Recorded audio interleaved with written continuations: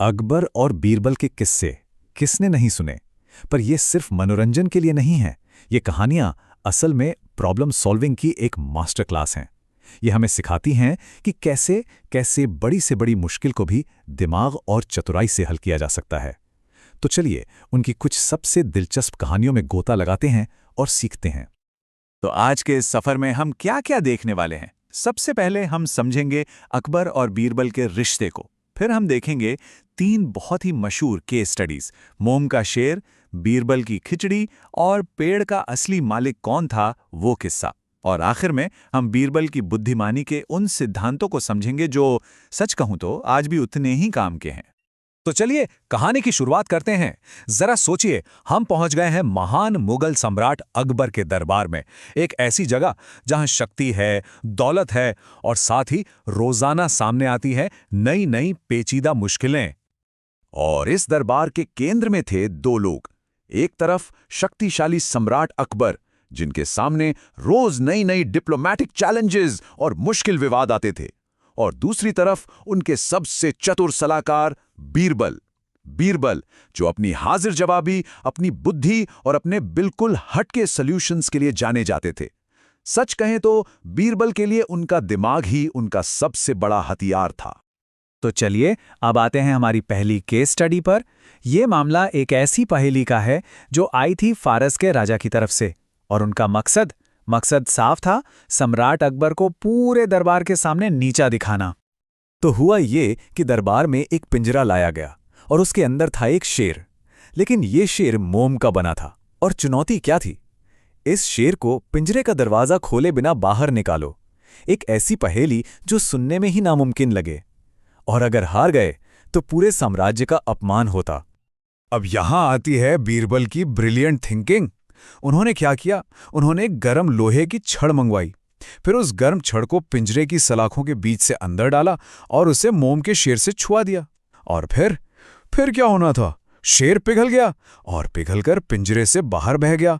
Problem solved. उन्होंने पहेली को सुलझाया नहीं, उन्होंने समस्या का रूप ही बदल दिया। तो यहां सबक क्या है?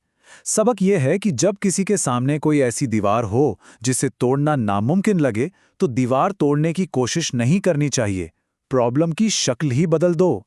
बीरबल ने यहां लैटरल थिंकिंग का इस्तेमाल किया और साबित कर दिया कि बुद्धि के सामने कोई भी चुनौती टिक नहीं सकती। चलिए अब एक दूसरी तरह की समस्या देखते हैं।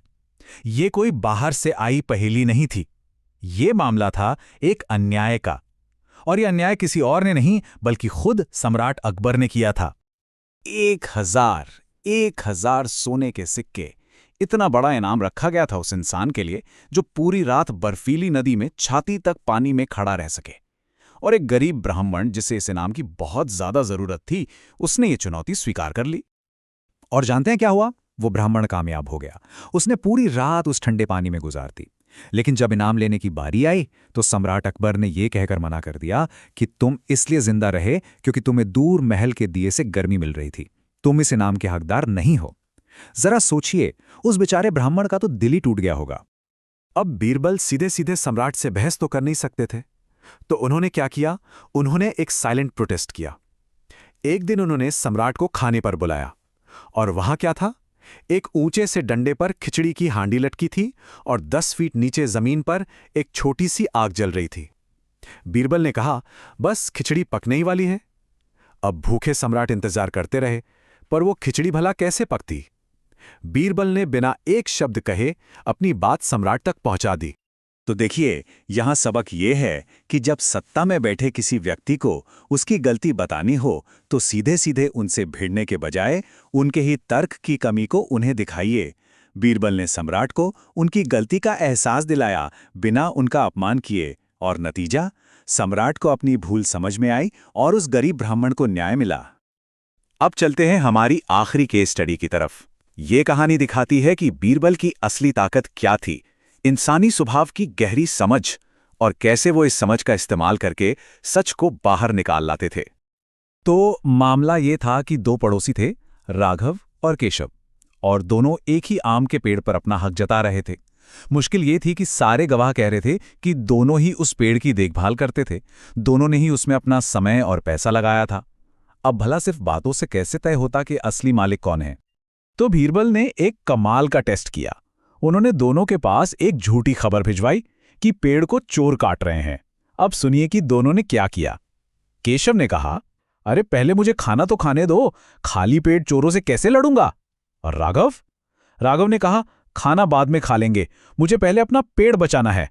और ये कहकर वो तुरंत एक डंडा उठाकर भागा। तो सबक क्या है? किसी इंसान का असली इन्वेस्टमेंट उसके शब्दों में नहीं बल्कि अपनी चीज को बचाने के लिए उसकी पहली रिएक्शन में दिखता है। राघव का वो घबराकर भागना, पेड़ को बचाने की वो तड़प, इसी ने साबित कर दिया कि असली मालिक वही है।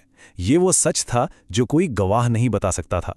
तो इन सारी कहानियों को देखकर हम क्या समझ सकते हैं?